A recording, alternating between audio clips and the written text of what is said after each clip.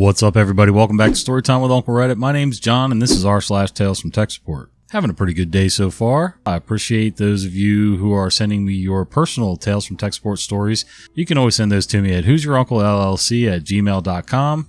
And just let me know in your email how you would like to be addressed. You know, if you want to stay anonymized somehow, if you got some name you want to be called by. And by the way, if you send me multiple stories, you got to remind me in every email because the mind's a little mush, I can remember a lot of stuff. Well, no, I can't. But anyway, I can remember some stuff, but that ain't probably one of those things. So anyway, without further ado, let's go ahead and read some tech support stories and keep sending your personal ones in. I like them.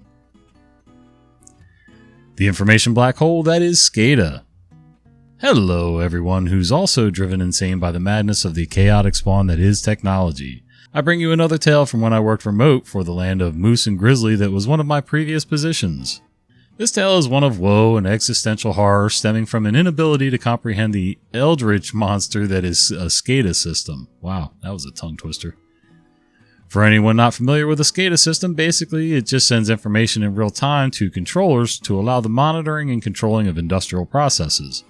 That is a gross oversimplification, but it gets the point across. Now, for this company, their SCADA systems were in a completely separate domain, and basically only 3 people had anything remotely resembling admin access. 2 of them were supervisors for the system, 1 was the SME, everyone else that had access was on an as-needed basis.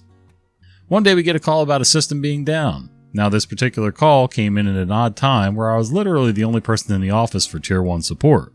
Which, let me tell you, holding down the trenches of Tier 1 as a sole operator for a day sucks. But that's not the point. The system was down and a ticket is needed for it, so I start collecting the info and hear the dreaded words, "This is for a SCADA system." Now, normally it's not a problem to have an issue in a system we don't access, because there are KBs or points of contact and whatnot that we can get stuff where it needs to go. Not for SCADA though. The SCADA system in this company was the equivalent of an information black hole. We had reached out to the SME and the admins repeatedly for any kind of information over the course of 4+ years. And they just never gave us anything. My suspicions regarding how much they actually knew were sadly confirmed on this day. Per the extraordinarily limited info we had on this system, I point the guy to the SME point of contact we have documented, which includes one of the 2 admins and the actual SME. Write up a ticket basically saying, IT does not have access to this system, directed to the point of contact listed per KB, blah blah blah. And then I close it out. Fast forward a bit and we get another call about the system. This time, though, I recognize the name of the caller. That's right, it's the SME himself. The SME call went something like this. "Hello, we need a ticket created for this SCADA system that's down." Me. "Okay, let me look up that info." Me internally saying, "We have no info." "Well, looks like the only information on that system is to reach out to the SME point of contact." I am the point of contact. We don't have any information on that system. "Well, unfortunately, it appears that IT does not have any access to that system. All our documentation points to you as the point of contact for all issues about it." At this point, the SME is starting to panic. Okay, I gotta figure this out. Click, the line drops dead. Remote disconnect. He hung up on me. A few days later, we get a new KB article slide through our notifications about the dreaded SCADA system. Looks like our SME needed an SME because now we finally got the update we needed. With a whopping 1 extra point of contact and a big red bolded and underlined note from corporate IT saying, "Corporate IT does not support the SCADA systems." I can only imagine the horror and panic that flowed through the background communication channels of managers that day, but it looks like IT cut and run before they were driven mad from the readings of the SCADA-nomicon? What? Omnissiah, protect them. Don't know what any of that means. I mean, I sort of get what the controllers and stuff are, and I get keeping certain people out of it, keeping your points of contact few so that, less hands getting in there and messing with settings and stuff. You don't need that. I get it. You'll make everything train wreck. But you got to make sure there's at least somebody who knows, usually at least a main somebody and then a backup somebody, I'm imagining. I mean, I can't imagine how they let this go for 4+ years, but anyway. When I was in charge of a small construction crew, there was supervisors, main supervisors, you had the manager, then you had a supervisor for the shop and things like that, tools that were going out. And then you had all the job site supervisors, which I was one of, so I had a small crew. I had access to a truck, a trailer, certain other things, and I had keys to those things. I was in charge of those keys. But God help us if I was the only one to have a set of keys to said truck, said trailer, or whatever, tool bins. Because, people do get sick once in a while, right? So if they didn't have a spare set of keys in the office to have somebody fill in for the day or, whatever, I don't know. It's just suppose I did a dick move and took off and, didn't turn the keys in for a week or whatever, waiting for my paycheck. What were they going to do? Just stop running that crew? You got to have a backup. So I would imagine with this SCADA system that, there should be one primary person that knows and then backups. I don't know. Am I thinking about it wrong? Maybe I am. I don't know. When dealing with Microsoft products, try the dumbest solution first. It usually works. So today I get a call that our invoices aren't working. The pages are cutting off the customer ID number and it's the end of the world as we know it. But apparently the problem wasn't serious enough to notify me about it until today, even though people have been trying to figure out what happened since yesterday morning. For context, I'm the IT director for a small company, and we've been perpetually trying to migrate the ERP for the last 12 years. In the meantime, I have to use my certification in duct tape and baling wire maintenance to hold things together. Those things include an invoicing system written in Microsoft Access 97. Wow. You read that correctly. I've upgraded said system over the years to keep it functional, but the core system is almost 30 years old, so it has its own peculiar brand of weirdness that goes along with it. Today's call came after a string of emails back and forth between accounting and customer relations discussing why this invoicing template wasn't working anymore and what IT did to screw it up. Someone in accounting noticed the issue and rather than go, "Hey, Scorp, what's going on here?" they decided to consult with customer relations IT support. Now to our CR manager's credit, she's a smart lady who knows tech decently well. She even knows how to write basic SQL scripts and HTML. So she's not completely clueless when it comes to tech like some other people I work with. But I digress. Anyway, CR lady says the problem seems to be that the template has been modified. So now they're asking me, why did you break the template? Me. I haven't touched the template. I've been busy keeping servers running and figuring out who took my whole flippin' network down. What's wrong with it? Accounting lady. We can't see the last digit of the customer ID field anymore. This started changing on August 1st for 2 clients, but everyone else is fine. The first thought that immediately crosses my mind is, well, did someone break something in the server's printer settings? Or is this only happening for this one person? Because nobody else thought to print an invoice to check this?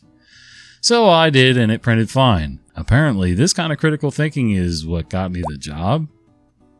My next thought was to check to see if it was happening to every invoice they were printing, which I was betting on being the case even though accounting lady was adamant that it was just 2 clients who were affected.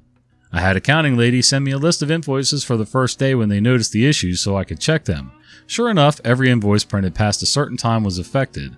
So now I knew that this was isolated to one user.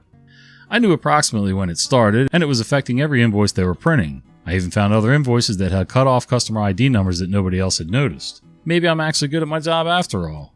At this point, I'm thinking this was probably caused by the default printer being changed. Sometimes when printing PDFs, you'll have formatting issues where the previously set default printer's paper size is a little different than whatever the default printer has been set to now. And thus the page formatting is slightly off, even though you're not actually using the default printer's driver to print the file.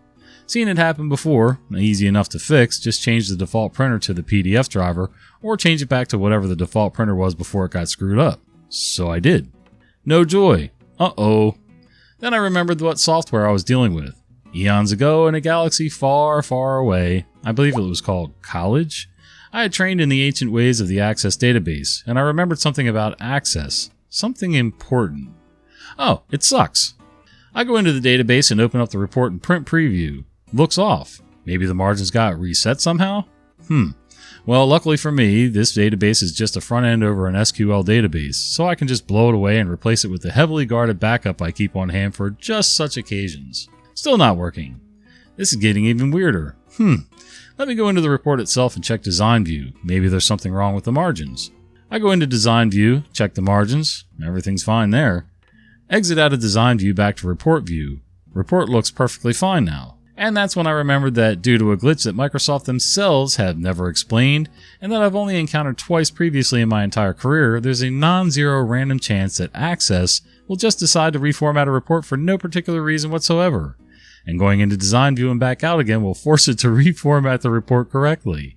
I hadn't encountered this random ass bug in nearly 20 years, but here it is again.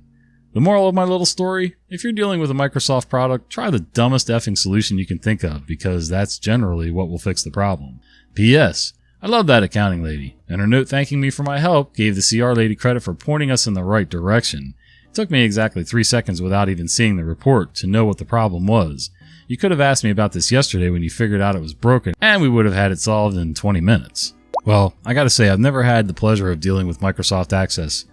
Probably a good thing because I'm not smart enough to deal with most average Microsoft things. But anyway, it's sort of like I had this old Ford pickup once, and it was like a 53 Ford pickup, had an inline 6, started out life with a shifter on the column, 3-speed on the column to a 3-speed on the floor. Speaking of duct tape and baling wire, that's pretty much what held this thing together besides a few odds and ends pieces of sheet metal riveted around the body. And a pair of these glorious, I don't know if you remember old dump trucks where the fenders, on top of the fender was this turn signal. And it was a 2-sided turn signal. The driver could see it, and I guess so that when somebody was in the other lane, they could see the signal, but it was also showed from the front. And this thing was painted primer green, and it had these big orange turn signals on the front fenders. And I called it the Frog because it looked like a frog, I mean, this thing was just, I bought it for like $300, It ran, it got me where I needed to go. It wouldn't pass inspection, so I had to do some sketchy shit for a little while. But, this thing had its quirks, to say the least. And it still had the old manual choke, and sometimes, for no apparent reason, the choke would set itself, but the slider knob hadn't moved, and I don't know why to this day. I checked the cable, I checked the spring, everything seemed fine, but for some reason, whatever, it would close itself and then open itself. It would kill the truck for about 5 minutes, and then all of a sudden, it would just be right again. I don't know why. To this day, I still don't know why, but hey, just one of those things. I knew that at least once a day it was going to happen, especially in the hotter weather. Go figure. I'm a mechanical engineer. I support a lot of things, devices installed and instrument panels among them. I had a customer complain that taking the protective cover off damaged the mounting bolt holes. He ripped them out, even though the cover was only held on with small friction knobs. I denied his warranty claim as it wasn't a manufacturing defect. He replied, I'm a mechanical engineer, and demanded to know what the official method was to remove the cover. Bro, there isn't one, just like there isn't one to open a Coke. But I offered to have him return the unit so our managers could inspect it. He messaged a day later, when did you change mounting bolts from countersunk to panhead?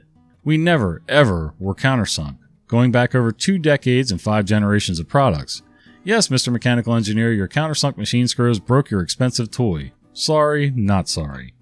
Edit to add, supplied screws are pan. I'm not sure how that slipped into tech support, unless it's some sort of tech equipment. I don't know. Anyway, first of all, you got to be a little bit smarter than the piece of plastic you're dealing with. Second of all, well, OP, I got to tell you, I'll bet if you look, I don't know about on cans. I don't think so. None of the soda cans I have.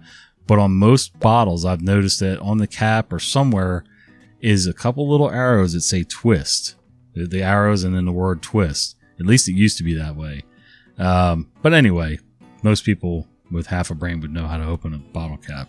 But something that's a panhead screw, which basically means the head of the screw is flat on the surface when you're done, not flush mount, countersunk. How can you tear that stuff up?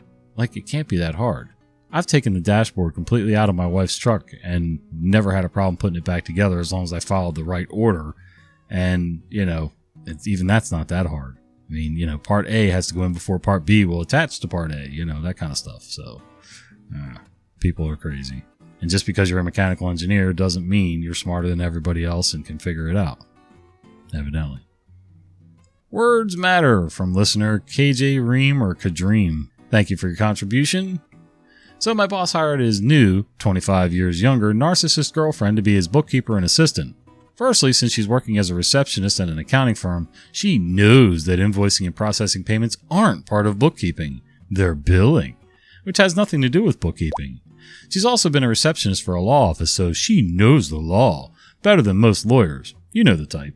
Anyway, she was asking me for a file of images the boss wanted, so I gave the directions to find it. On the desktop, top row, just to the right of center. Simple enough, right? Wrong. She comes back at me like I'm a moron and says, I found no such folder on the desktop. So I replied with, close Chrome and any other open windows, on the desktop, top row, just to the right of center. She replies with, that's not the desktop, that's the home screen. Well, guys, Now we know from the expert of all experts that millions of people use the wrong terminology. Fun times. It sounds like she's comparing a computer to a phone or tablet. On a phone or a tablet, I would call that the home screen. Although sometimes on an Android, I'll still call it a desktop. I don't know. It's an old Windows habit, I guess. But still, how can you not know? How can you have worked for people? I guess that's it. She thinks because she's touched on certain subjects, she's the expert in them. And I do know people like that. Complete narcissists. They're out there among us, folks. The printer beeps when it wants to print? From David. Thanks, David. I was working as a field service technician for a local copier sales service company in the late 2000s. I, who was also the printer technician, got a call for the printer beeping every time it started a print job. This was confusing while I was on my way to the customer, a large company. The printer in question did not have a speaker or beeper, HP LJ2. After going through security, I was led to a room that had what would be called a precision measuring machine. You know, the one with a robust arm with a ball on the tip? They ran a demonstration for me to see the issue. Sure, it beeps when the printer starts to print. After a quick look at how things were powered, I asked them to power the whole thing down. I then proceeded to route the power to everything that needs to be plugged into the UPS and leaving the printer on its own outlet to power the printer. After they tested everything, I then explained what was happening. The UPS was screaming that it was being overloaded by the startup current of the printer, as the fuser was warming up to temperature. I also noted that you should not plug a printer into a UPS unless you have one that was rated for the printer in question. Easy money. So was the UPS beeping. Okay, we had a couple of these the other day where people were overloading the UPS with vacuum cleaners and everything else. I've never needed a UPS that big. I don't even have one here, which I feel like sometimes I should, except I'm not running a server or anything, so if it shuts down for a while, it is what it is. I have an inverter, so I can go sit in my car and run it if I need to, but at the same time, most stuff's just not that important for me, but as long as I don't lose things. But it's funny to me that people couldn't figure out. We have a visitor.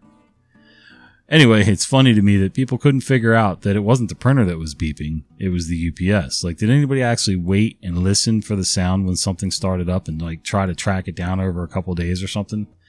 Nope, just assumed it was the printer beeping. And you know what assumptions do. What are you doing, Nickel? There's a LaCroix can sitting here, and I guess the carbonation's still popping a little inside the can, and it's caught his interest. Oh, guess it was a fly. Don't knock my stuff over. Do not. Are you going to help? Or are you just going to, like, chase stuff?